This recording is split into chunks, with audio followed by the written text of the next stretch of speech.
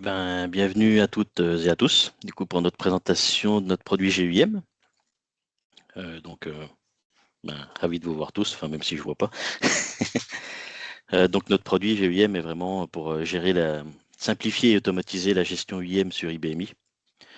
On va présenter différentes sections. Je ne sais pas si tu peux afficher le sommaire, Julien, s'il te plaît. Alors, tout d'abord, je vais présenter Gaia Mini System et Volubis pour ceux qui ne nous connaissent pas. Ensuite, Julien fera quelques slides sur qu'est-ce que le SSO sur IBMI, histoire quand même de présenter, voilà, de montrer le contexte.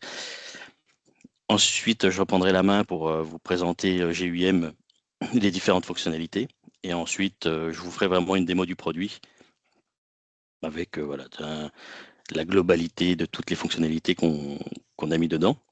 Et on terminera par les liens et les questions-réponses, même si au courant du webinaire, vous pouvez poser des questions, hein, on y répondra sans problème. C'est juste que voilà, on a prévu une section à la fin pour le faire. Alors, présentation de Gaia Mini System et Volubis. Voilà, parfait. Gaia Mini System, on est expert IBMI depuis plus de 30 ans. Nous sommes un peu plus d'une trentaine dans l'équipe. On a 4 IBM champions. On est très actifs en fait sur la communauté IBMI. On n'hésite pas à faire pas mal de webinaires, à participer aux événements. Voilà, je pense que vous nous voyez assez régulièrement. On a également 8 contributeurs IBM. Donc c'est pour vous dire qu'on est vraiment actif sur la communauté. Je ne sais pas si vous êtes abonné au compte LinkedIn, mais tous les mardis à 10h, on poste en fait un article de blog. Alors c'est sur différents sujets, hein. Soit c'est sur une nouveauté qu'on présente que IBM a sorti, soit c'est sur un cas, un incident qu'on a eu et puis qu'on se dit ça peut être sympa de le partager. Comme ça, si quelqu'un retombe dessus, ça pourra lui servir. Donc voilà, c'est vraiment notre but, c'est quand même de partager la connaissance. C'est pour ça qu'on est d'ailleurs membre du Common France, hein, on est pas mal dedans.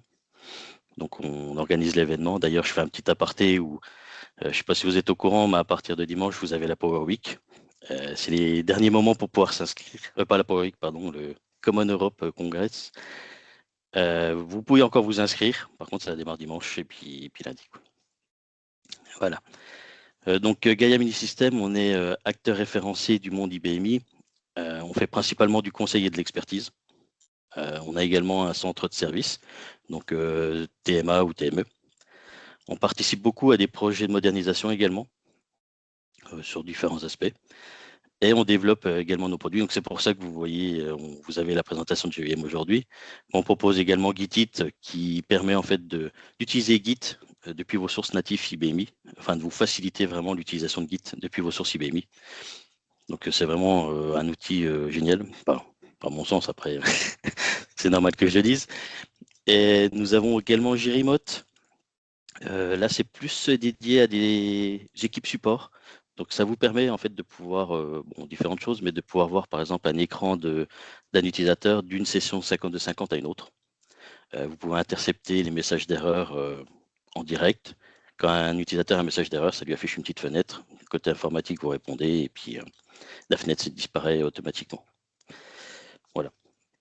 Donc ça, c'est sur la partie produit. On en a d'autres, mais pour l'instant, on commercialise vraiment ces trois-là. Ensuite, je présente un petit peu Volubis. Donc Volubis, Gaia Volubis, c'est la même société. Hein. C'est que Volubis, c'est notre centre de formation IBMI certifié Calliope. Donc c'est vraiment eux qui vont gérer tout ce qui est formation certifiée. On en profite également, vu qu'on a un centre de formation, de pouvoir former nos collaborateurs. Ça permet de tenir à jour même nos équipes. Et pour vous, du coup, ça vous permet d'avoir des formations qui sont planifiées dans le temps. Donc, souvent, les EXP 103, vous avez le Dev 116 qui permet d'avoir un peu un cursus complet sur l'IBMI, partie système, partie développement, etc. Et après, si vous voulez des formations un peu plus spécifiques, vous pouvez faire la demande en fait sur le site de Volubis. Vous avez un formulaire de contact et ça vous permet de pouvoir exprimer vos besoins et puis voir comment les équipes Volubis peuvent y répondre. Avec toutes les formations qui ont été faites, que ce soit Gaia ou Volubis, on peut dire vraiment qu'un IBMI sur deux formé en France est passé par une de nos formations. Même moi, quand j'étais pas encore chez Gaia, je suis passé par une des formations. Donc voilà, c'est pour vous dire un peu l'ampleur des formations qu'on a pu faire. Ensuite, là, je vais laisser la main à Julien sur qu'est-ce que le SSO sur IBMI. Alors, donc je vais vous présenter un petit peu de manière relativement succincte le fonctionnement du SSO sur l'IBMI. L'idée, c'est pas de vous présenter dans le détail le fonctionnement, plus de dégrossir un peu la chose et donc de montrer un petit peu les différents concepts dont on sera amené à parler lors de la démonstration de JIM. Alors, les objectifs du SSO, ils sont d'une première manière d'éviter que l'utilisateur ait à s'authentifier plusieurs fois pour des raisons dans un sens de sécurité, pour éviter qu'ils aient plus de mots de passe. Et globalement, la partie sécurité, c'est vraiment se dire, on va éviter d'avoir le post-it sur le bureau. En évitant de multiplier les identifiants. Donc moins de mots de passe pour l'utilisateur, une possibilité de renforcer la sécurité sur un seul point d'entrée. L'idée, c'est on va avoir un utilisateur qui se connecte une première fois sur son système et qui derrière va pouvoir accéder à différents services à partir de cette connexion-là. On n'a pas de transmission de mots de passe, on est vraiment sur un système de tickets échangés entre deux serveurs qui se font confiance, qui permet donc d'accéder aux services sans retaper ses identifiants.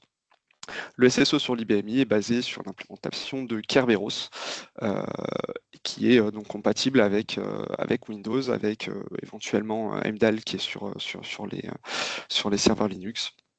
Voilà. Ici, je vous présente un fonctionnement qui est très très simplifié du SSO, mais dans les grandes lignes, ça permet de comprendre un petit peu le processus. Donc vraiment, la première étape, c'est l'utilisateur qui vient se connecter à son poste de travail. Ici, c'est des identifiants Windows. Le poste va communiquer avec l'AD pour pouvoir s'authentifier d'une part, puis pour fournir un ticket qui va lui permettre, un jeu de tickets qui va lui permettre de se connecter ensuite aux différents services et serveurs auxquels on lui donne accès. Donc sur ces différentes parties-là, on va vraiment avoir un utilisateur qui a accès à des fonctionnalités qu'on aura définies pour le SSO et qui n'aura pas plus d'accès que ce qu'il avait avant sans le fonctionnement du SSO. Si l'utilisateur n'a pas accès à un service pour lequel il a un ticket, il n'aura quand même pas accès à ce service-là. On ne va pas rajouter des droits supplémentaires aux utilisateurs. Donc on a vraiment une confiance entre le serveur Windows et le serveur IBMI qui vont échanger ces tickets. Pour la mise en place sur l'IBMI, c'est relativement bien guidé par les outils d'IBM. En fait, c'est déjà bien intégré dans votre IBMI grâce aux dernières versions de Navigator for I. Alors, ça fait un petit moment que c'est présent, mais les dernières versions ont vraiment apporté pas mal d'améliorations au niveau du processus de mise en place du SSO sur l'IBMI. Donc ça se passe sur Navigator for I. On a un serveur qui est déjà présent, qui est à configurer avec un assistant. Donc là, vous avez une capture d'écran de l'assistant et globalement, on est guidé étape par étape. Le plus important, ça va vraiment être de connaître son parc informatique, de connaître les informations qui sont rattachées à l'Active Directory. Éventuellement, à d'autres, on a la possibilité d'installer le serveur Kerberos sur d'autres serveurs. Si jamais on a une infrastructure un peu plus complexe, il faut connaître cette infrastructure-là, mais il n'y a pas de complexité réelle à la mise en place du SSO sur l'IBMI. La seule complexité, elle arrive sur la partie suivante. Pour que ça fonctionne, une fois qu'on a tout configuré, c'est configuré pour tous les utilisateurs. Les utilisateurs ne sont pas impactés tant qu'ils n'ont pas une configuration dédiée au SSO. Donc c'est vraiment indépendant entre chaque utilisateur.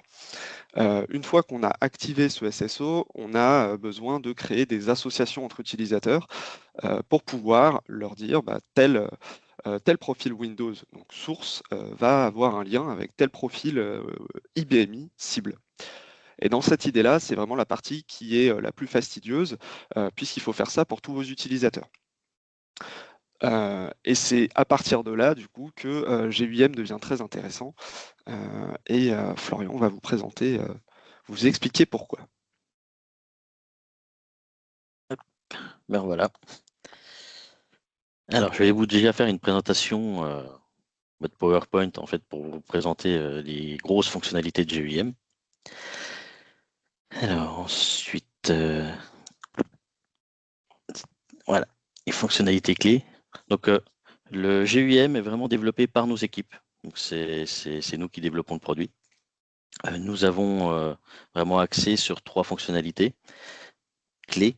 On en a d'autres, mais voilà, c'est les 3 grosses fonctionnalités qui vont vraiment intéresser en termes de rapidité de création, d'automatisation et puis même de réplication. C'est vraiment ces 3-là qui sont clés. L'automatisation et l'initialisation, donc là, c'est vraiment quand on fait une installation de SSO, ensuite on installe GUIM, et à partir de là, on fait un export de tous les utilisateurs, alors suivant certains critères, mais de tous les utilisateurs actifs, de préférence. On en fait un CSV avec une première colonne, donc la colonne IBMI, profil IBMI, et colonne profil AD, et ensuite on apporte tout ça. Mais je vais vous le présenter juste après. Intégration transparente dans vos processus, c'est que là, généralement, vous avez des processus de création de profil. Ça vous permet en fait de pouvoir intégrer la création des associations dedans.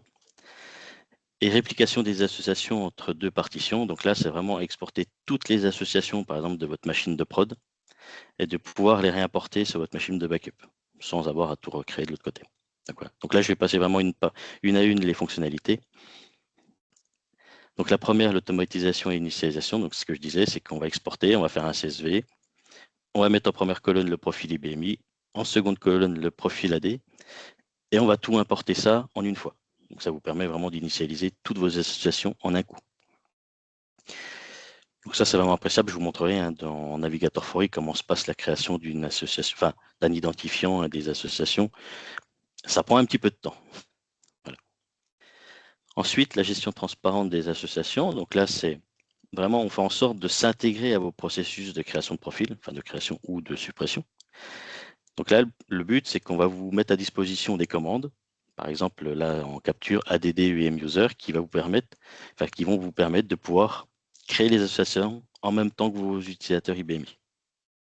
Voilà, donc ça, c'est vraiment un des gros points forts de GUM, c'est qu'on s'intègre à votre processus et pas l'inverse. Et ensuite, la réplication entre IBMI, donc c'est un petit peu ce que je disais tout à l'heure entre la prod et le backup. On a un IBMI A, on va lancer une commande d'export de tous les identifiants associations, donc c'est la commande de XPIDE. Ça va générer un fichier base de données que vous allez répliquer en fait sur l'autre machine. Donc après, soit vous faites un JPCDE qui fait un save restore, ou soit vous utilisez un outil de réplication qui lui va envoyer de l'autre côté. Et ensuite, vous lancez la commande d'import de l'autre côté pour charger vraiment tous vos identifiants et vos associations en une fois. Donc ça permet comme ça, si vous basculez sur le backup, d'avoir déjà vos associations EIM. Voilà. Ensuite, on a fait un benchmark sur les imports pour voir un petit peu combien de temps ça prenait en fonction du nombre d'utilisateurs. Grosso modo, avec l'import CSV que je vous ai décrit tout à l'heure, il faut compter 1 minute pour 1000 associations. Donc forcément, si on a 50 000 associations, on va compter 50 minutes. Voilà. Donc ce qu'il faut savoir, c'est que là, je vais le faire à la main. Vous verrez, ça prend quasiment 2 minutes pour une création manuelle à partir de Navigator Fory. Il faut ouvrir ACS, il faut ouvrir Navigator, il faut se connecter, enfin voilà, etc. Tout ça prend environ 2 minutes pour le faire. Donc vous gagnez vraiment, enfin là, en calcul de temps, vous gagnez énormément là.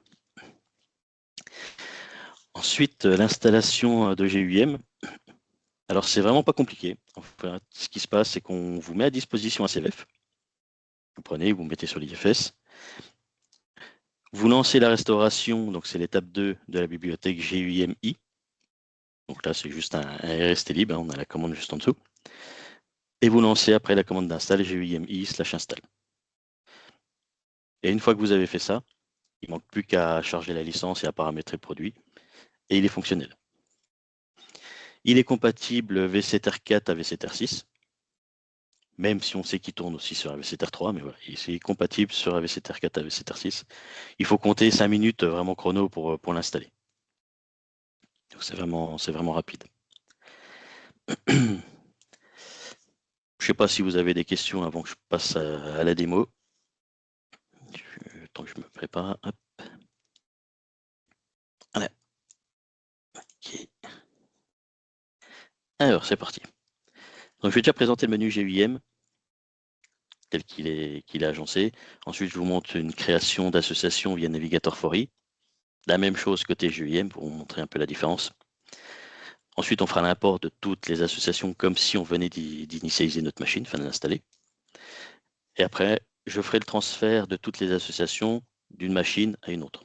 Comme ça vous montre un petit peu le processus d'envoi des identifiants associations d'une machine vers une autre. Donc ça, c'est le menu GUIM. Donc il est organisé sous 4 sections. La première, en fait, c'est vraiment tout ce qui est gestion interactive des identifiants, associations. Alors vous avez 2 points d'entrée, soit vous rentrez à partir des identifiants et vous arrivez aux associations, ou soit vous partez de vos profils utilisateurs, si vous voulez savoir par exemple les associations qu'ils ont, s'ils n'ont pas le même nom par exemple, et vous pouvez arriver après aux identifiants de vos utilisateurs. L'import-export, ça va être pour gérer vraiment toute la partie d'envoi de prod à backup, comme je disais tout à l'heure, de pouvoir exporter tous les identifiants, de les envoyer de l'autre côté, et de l'autre côté de lancer la commande d'import. Ça, c'est la commande de Save Restore OBJ pour si vous voulez le faire à la main en direct. Toute la section outils, on s'en sert plus, généralement c'est en cas de problème, hein, forcément, mais on s'en sert plus quand on fait des installations SSO. Si on a des soucis voilà, de paramétrage de configuration, c'est dans cette section-là qu'on va aller un petit peu naviguer. Et la dernière, c'est la configuration. Donc ça, généralement, on n'y va qu'une fois, hein, c'est la première fois. Le paramétrage général, donc pour charger la licence. Le paramétrage EIM pour mettre toutes les informations liées à l'annuaire, voilà, tout ce qui est EIM. Paramétrage des autorisations, ça c'est, vous pouvez bloquer en fait l'utilisation de GUIM à partir d'une liste d'autorisation. Comme ça, tout le monde n'y a pas accès, même si on est au LOBJ. C'est vraiment que les utilisateurs qu'on met dedans qui seront autorisés à utiliser l'application, enfin le produit. Et mise à jour du mot de passe Kerberos, donc maintenant ça c'était une fonctionnalité qui a été développée à l'époque où ça n'existait pas dans Navigator Forêt, mais voilà, elle est aussi disponible vu qu'elle a été développée. Voilà, donc maintenant je vais vous montrer la création d'un identifiant et des deux associations. Donc, je vais me mettre sur la machine 1, donc il faut que vous lanciez Navigator Forêt d'abord. On va dire ça fait déjà 2 clics, mais bon. Hop, je mets mon profil.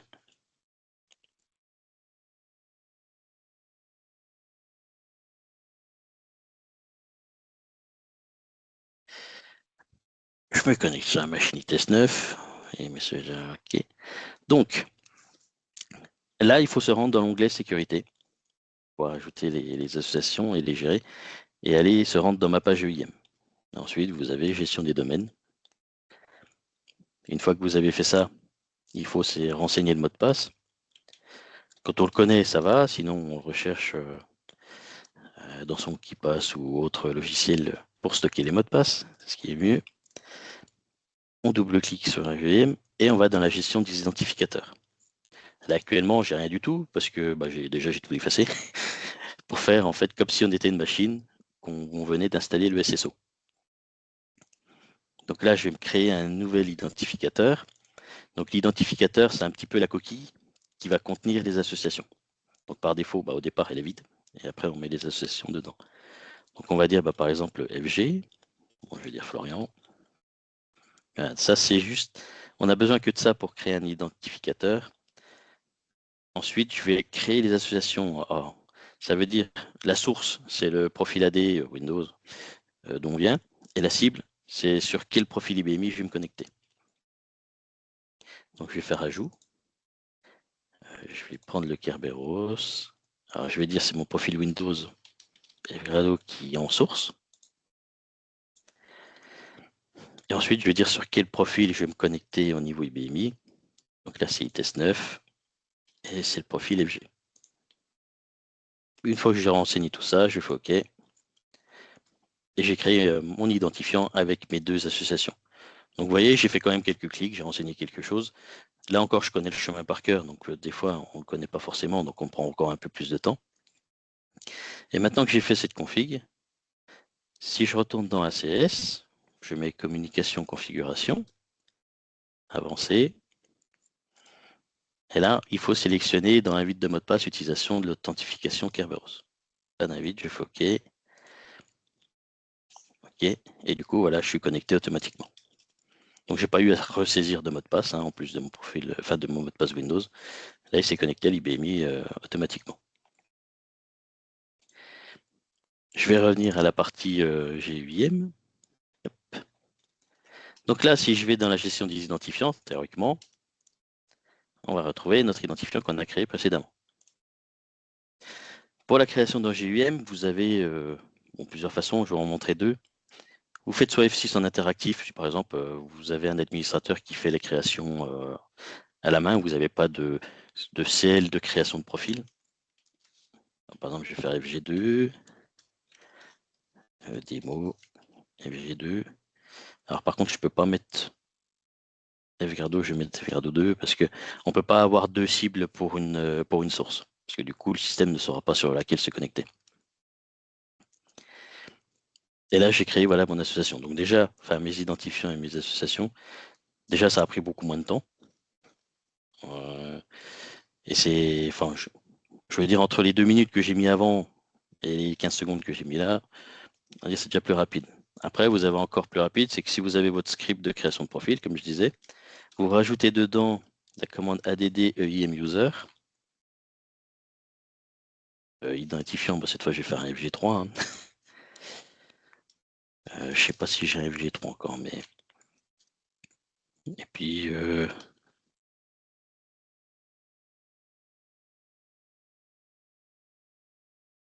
Voilà, j'ai mon profil FG3 qui est ici.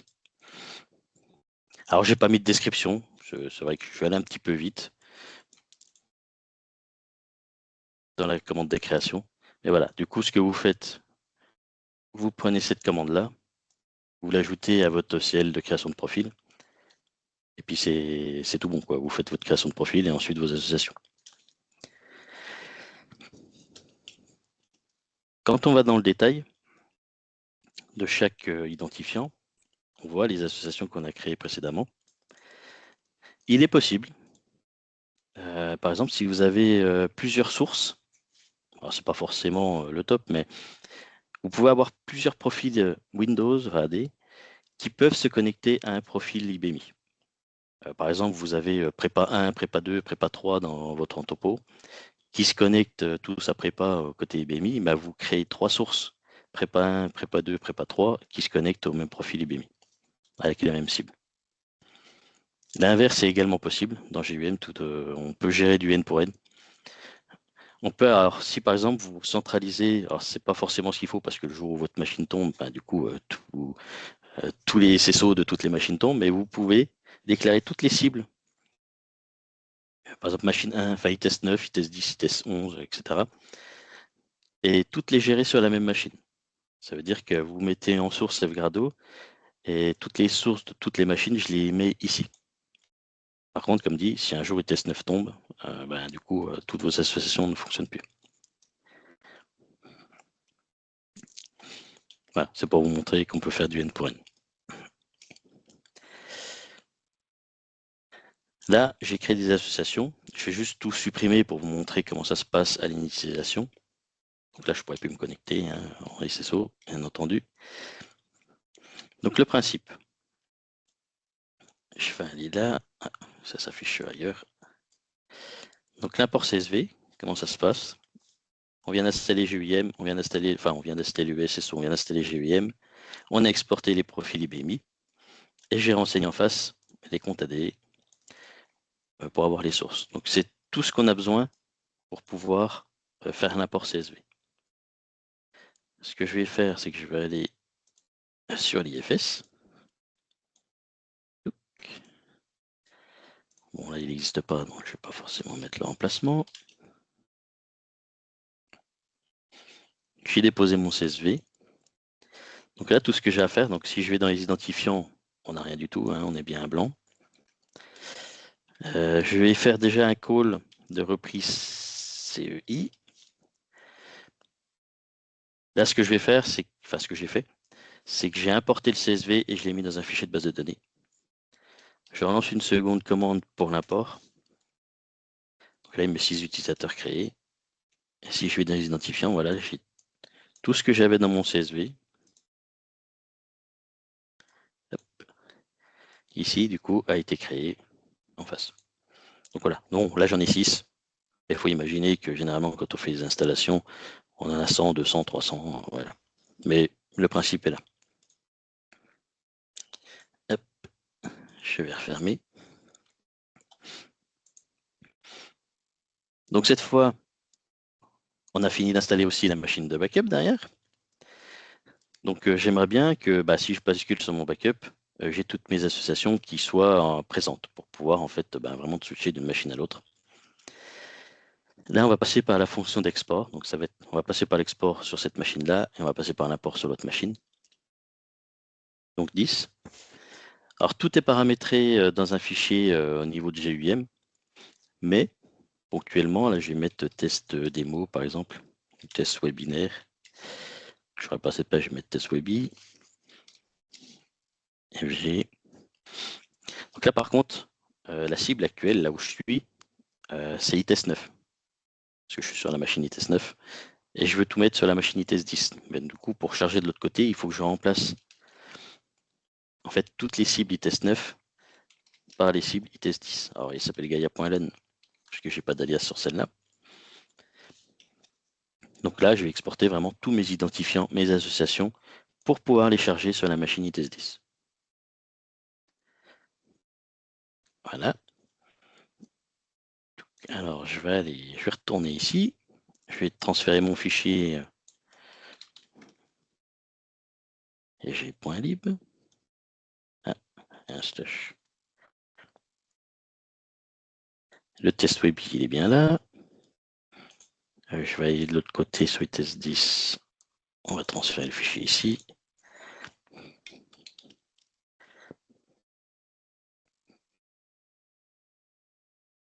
J'allais mieux faire avant, mais j'ai mon fichier qui est arrivé. Donc cette fois, je monte sur ITES 9. Je vais aller dans GUIM. Ah, j'avais déjà les associations. Je vais les supprimer pour être sûr. Hop. Notre backup est à blanc. Je fais 11 imports. Donc je remets mon fichier que j'avais mis avant. Bibliothèque que j'ai mis dans FG. Tac. Et là, j'ai tous mes identifiants qui sont créés. Donc cette fois, votre backup est vraiment à l'identique de la prod, quoi. Vous avez toutes vos associations. Ce qui est fait généralement quand même, c'est vous faites par exemple un job d'export que vous planifiez soit toutes les 12 heures ou tous les jours, toutes les nuits, quoi. Vous faites l'export et puis l'envoi du fichier de l'autre côté, ou réplication automatique.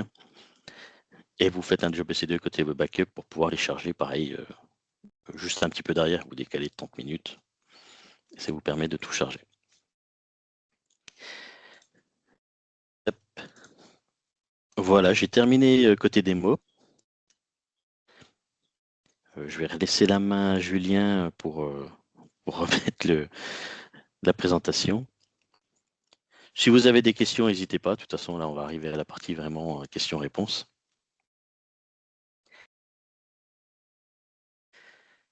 Alors, pour nous contacter, passez par la boîte produit. C'est vraiment le plus simple. Comme ça, c'est vraiment une boîte partagée. Donc, on est plusieurs à la regarder.